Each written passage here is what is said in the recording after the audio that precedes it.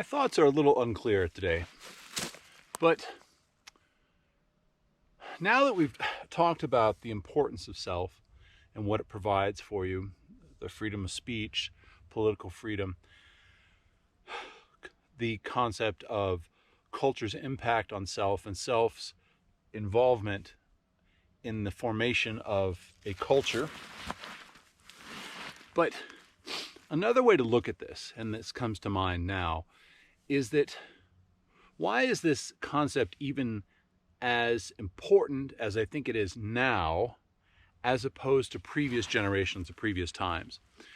Because now, and I've alluded to this before, but now, with the advent of the communications revolution, it's not that people have the ability to communicate one to another globally and within groups, etc. It's now that we literally have the sum of human knowledge in relation to convincing someone of something, turning one's will in away from one's own self, to either bend or break someone's will without someone knowing it, in fact. And essentially, I've said this before, that we have dangerous persons in our midst, and now they have the capability to contact every living human being on the planet, either directly or indirectly. And what we're seeing is the pathology metastasizing on a global scale, which we've never seen before. And some would say, well, yes, but on the other side, we have the good intent of positive communications also spreading across the globe. And yes, that is true. However, the dark hand seems to be the winning part, because there's so much of our communications, person to person, person to organization, globally, etc., that is hidden. And this isn't just simply in tech, in the black box of technology, but who is influencing the purpose or the algorithms, and not just the algorithms, but the point of the communications. If I were to write a letter to someone, it would be me writing the letter, the postal carrier, and maybe another few people in the chain, and the recipient would be all that's involved. And now I literally have no idea who is involved in my electronic communications. And the fact that it's so hidden is one of the indicators that it's a problem.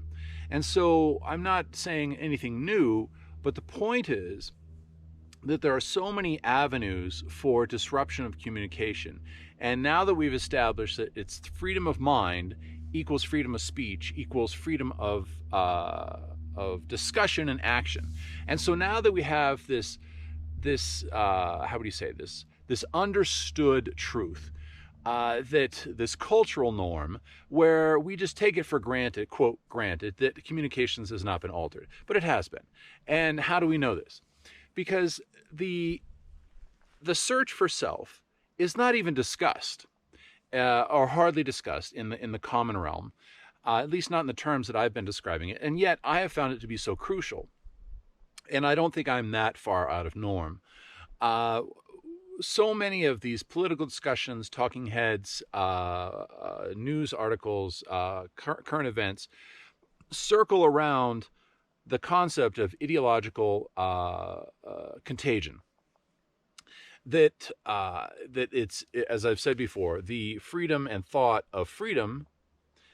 Excuse me, not the freedom and thought of freedom, but the concept of living as a free people, and the concept of living in chains, ideologically or actual, is really the division point for me. But the fact that we can't even see that clearly indicates that something's being corrupted purposely. Now, this isn't to inculcate what do you call it, paranoia. It's simply to say, you know, there's a reason we don't know, and it's probably bad, and we won't know the full extent of the damage until later.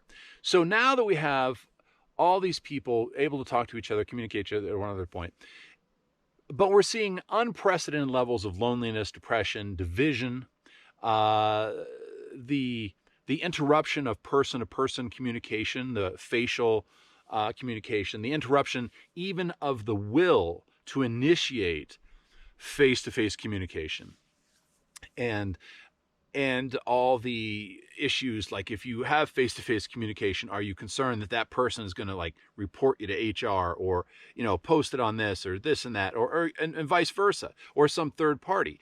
That is a corruption of the good intent of communication, which is ultimately for us to share ideas, but ultimately for us to bond together, even if it's not on the same page ideologically. The whole point is to have a neighbor who has different opinions with you, but is a neighbor, someone who is a basically a friendly force in the world. So this goes back to self. So why is the concept of self so important? Because in my opinion, and for my life, the neighbor, we'll call it the neighbor policy, ideology, that I can have different political views, economic views, food tastes, etc. with my neighbor, but I can live in peace with them, is an extension of myself. And I think it's an extension of other selves. And so the fact that it is so under attack indicates that there's a systematic attack and undermining of this. And so, again, I said my thoughts are a little unclear on this. I'm trying to congeal this into something that's actually useful. But hang on. And so if you look at a 360 view of all the forces and thoughts and ideas and patterns in modern current life, they seem to all kind of drift away from the neighbor policy. Like reaching out to your neighbor, talking to your neighbor. And it's not talking about being besties. It's about understanding that as a community of humans, that we have a basic, not responsibility, a basic ability to live a more fuller life with someone with whom I may disagree. And that gets down to self.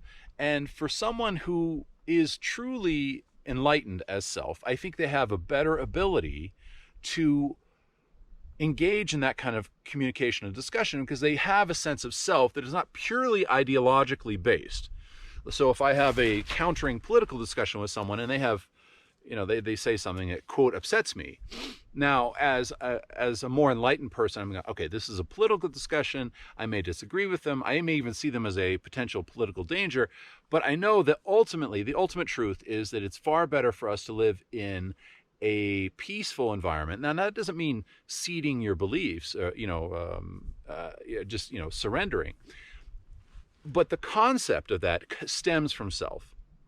I don't find that enriched, enlightened selves are essentially oil and water with other people. I think it's an ideologically based separation, and that you can simply look at a population from the 60,000 foot view, and you can disseminate ideas knowing that they are intrinsically divisive.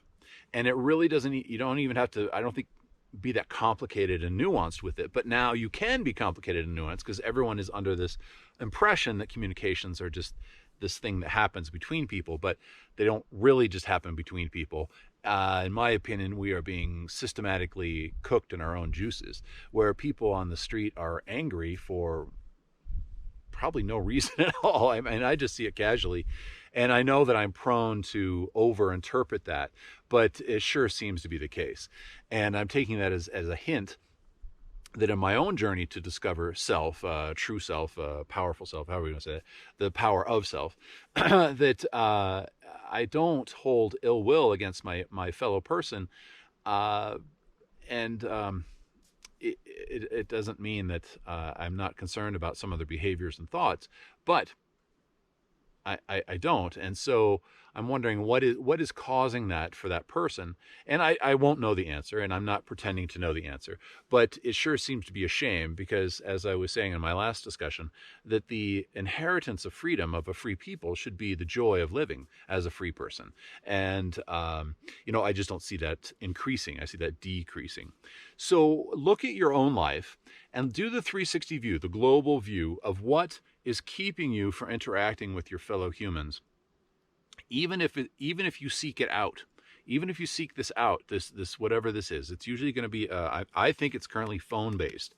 Like, you'll see something online and it will cause you to have an emotional psychic reaction that will cause you to be distanced from the person you next see, or the group of people that you next see. And ask yourself, on whole, is it not good, but does it bring you closer to your neighbors or further away, or just closer to anyone or further away? And if it's further away, I propose to you that it's probably systematic, and it's for you to decide and discover on your own, of course. But I see it as being more intentional. And the reason I see that is because, again, back to the discussion of self, if self is a wellspring of intellectual freedom and thought, and how would you say this? A general good principle. We sure don't see it propagated very often, and if we do, we see it in kind of these rub the crystal kind of discussions, which I do not. I mean, if you want to rub crystals, fine, but I think the power of self is in reflection and in understanding, trying to understand your place in the world as you define it, as you see it, and giving someone a sense of calm and meditation and whatever. It's not a panacea by any means, but it's certainly better. So as an indicator of the importance of self, see how it's not supported in common culture, because it seems to be that the benefit and the yield to the people who control the communication patterns, the people who espouse divisions, seems to be some form of money, power, sex, one of those derivations. And as I said in previous discussions, I find myself as a pure extension of myself. I see myself as reaching out to people and wanting to share with people things and experiences, not take from them. And I'm sure that other people out there see that, but it's certainly in the minority. It is certainly in the minority. In the corporate culture, you cannot talk about sharing. You cannot talk about sharing. That is code for, you're a wimp who needs to be eradicated from our corporation because we're here to make as much money as we can in any way, shape, or form without getting caught. And that's the de facto understanding.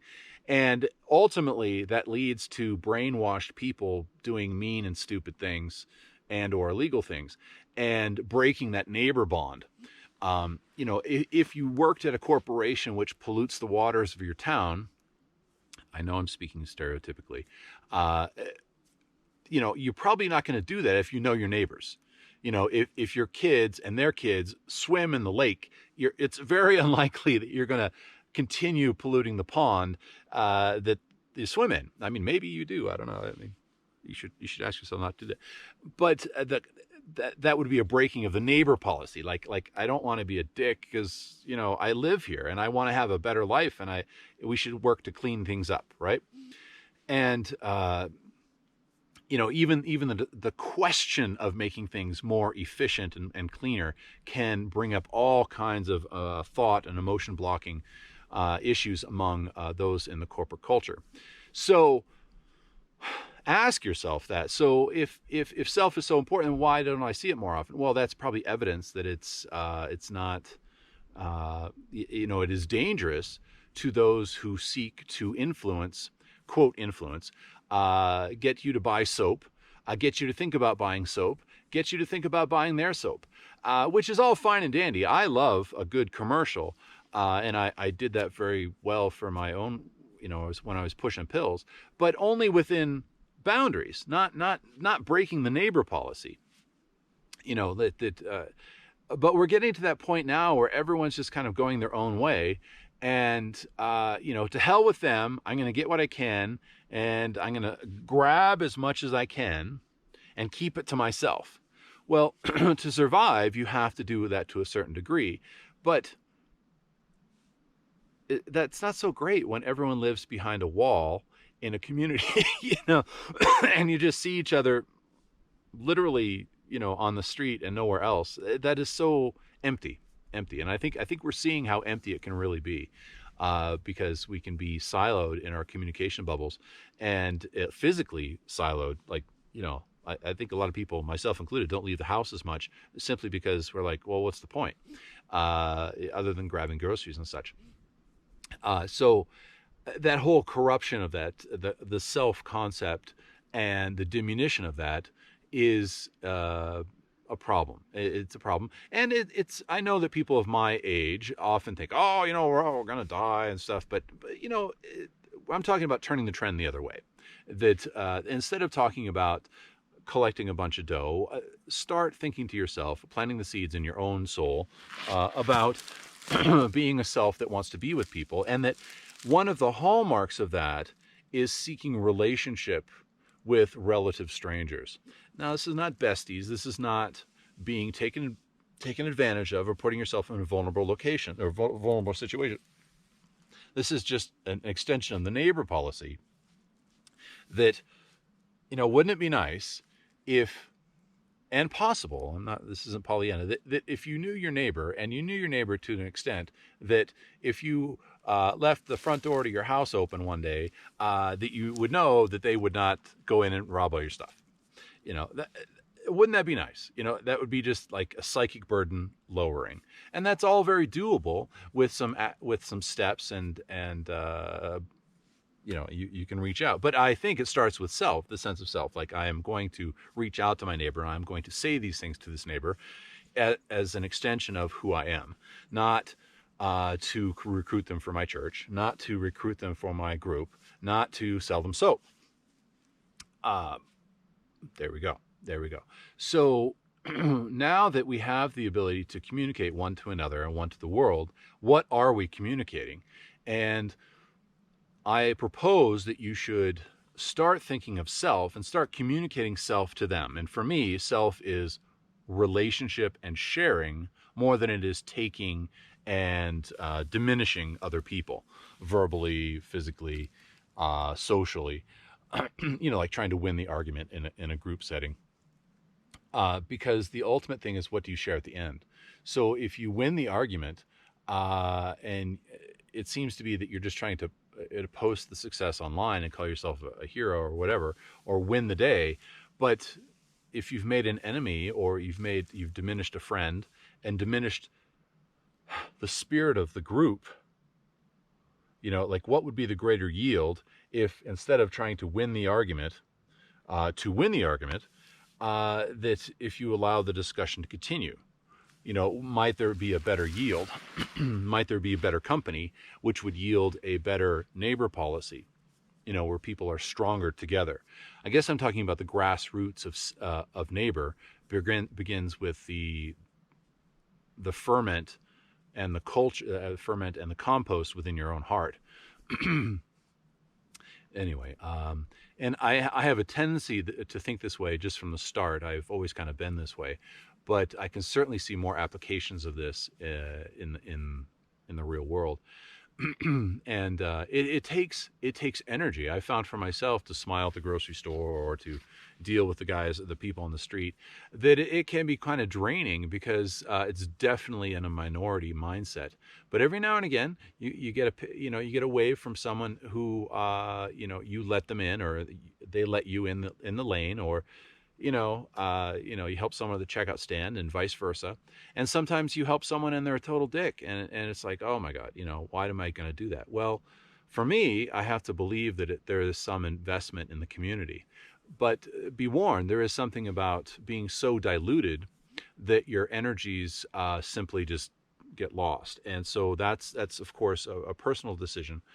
And so that's where one of my previous discussions about weeding out who is in your friend circle can help strengthen your or improve your psychic wellspring, so that you have more energy to be more friendlier self to other people.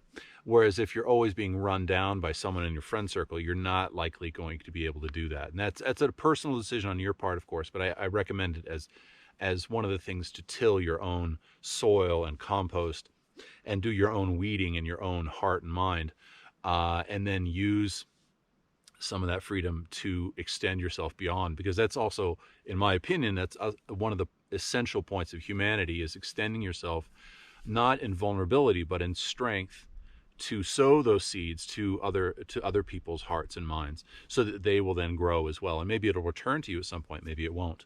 And that's one of the points of self for me, is relation. Because if you find that your communications are all about power, money, sex, those are most closely related to the psychopath or the dangerous persons. As I've said before, these things in themselves are not ill, but if they don't serve neighbor or relationship, then they are a potential danger in terms of losing one's years and life that way, and not getting any return other than a big house and plastic boobies, which I'm sure they have their purpose. But wouldn't it be nice to have a real group of friends who you have actual genuine sharing with? And the psychological data is very clear that having a close circle of friends on whom you can count, meaning, like, if you're short on rent one month, maybe your friends would loan it to you without it being a big deal. And that's my own personal thing. Or a cup of sugar, or watch the kids, or something like that. And to make sure you reciprocate that, so that you keep that garden between you productive and fertile. You don't only harvest, you also sow and weed. So this all comes from self, because you can't sustain this simply as an ideological concept or construct. And while we have elements of this we share with each other through church or through charitable organizations, or just an extension of your personality, if it's not identified as self, it will be eroded, in my opinion, and misdirected through the communication patterns that we see propagated now, mostly influenced, in my opinion, by the dark hand. Now, there's this communications expert back in the 60s, 70s called Marshall McLuhan, and his concept was the media is the message. So if it's a radio signal, if it's a voice signal, then that, and if the message is oranges are tasty, that's one message. Now if it's a TV commercial that says oranges are tasty, that's going to be a different impact on the audience. And if it's a group of people in real life telling you that oranges are tasty, that will have different impact. And so the point is that the phone itself, seeking wisdom and communication from the phone itself, is an influence on the message and on the impact to you and others. And so while it can have its own wonderfulness, ask yourself, does it actually yield enough to keep sowing those seeds on the electronic formats? If you ask yourself what you actually control, ask yourself what the actual benefits to you are and to other people, and whether it's generally divisive, or whether it's generally to bring people together, or whether it's divisive, even in your own self. Now, if you don't have a conclusion to that, ask yourself, after X number of hours or minutes on the device, do you feel better or feel worse? And that is a good indicator as well. I think you can tell my opinion on the matter.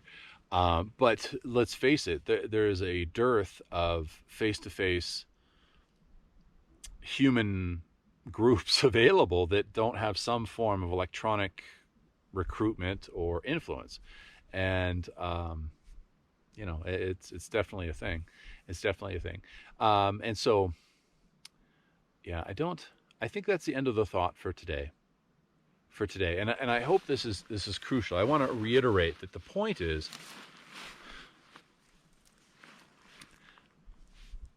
that now that we have, the point is that you and me are being influenced by our communication patterns simply by the absence of face-to-face communication and the counterfeit communications that often come through the phones. And it's just there's too much evidence piling up on the undue, not undue influence, but the mal-influence on the communication side.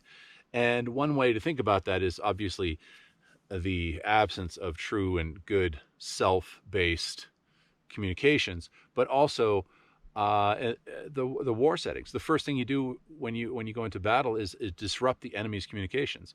So why are you considered an enemy? Well, you're not. You're considered a resource to be monitored and guided.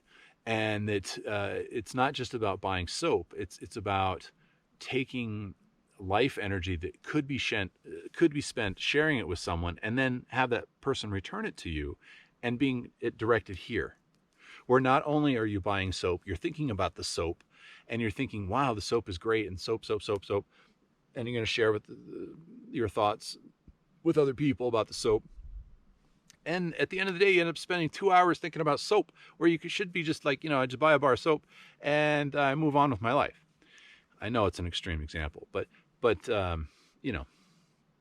I get influenced by it as well. I'm a YouTube guy, and some of this stuff is like bizarrely stupid, and I'm like, right. And even the fact that it's there is difficult to pass over, because sometimes you reach a hypnotic state where you have surrendered unknowingly, but voluntarily, but unknowingly surrendered your conscious critical thinking to the process, the hypnotic process of visual images. And, we first saw that with television, and then, of course, VCR tapes, and then movies, and then Netflix, and then, YouTube, which is interactive, and or TikTok, or any of these other things. And it's too much. And so advancing yourself, understanding that you are more powerful as self than you are as user of the matrix. And that's real. And it's real for all of us. I think it goes also back to being an enriched person that has something to share and needs to share something. And in fact, the person you share it with will be thankful that you were there, as angelic as I'm sure you are.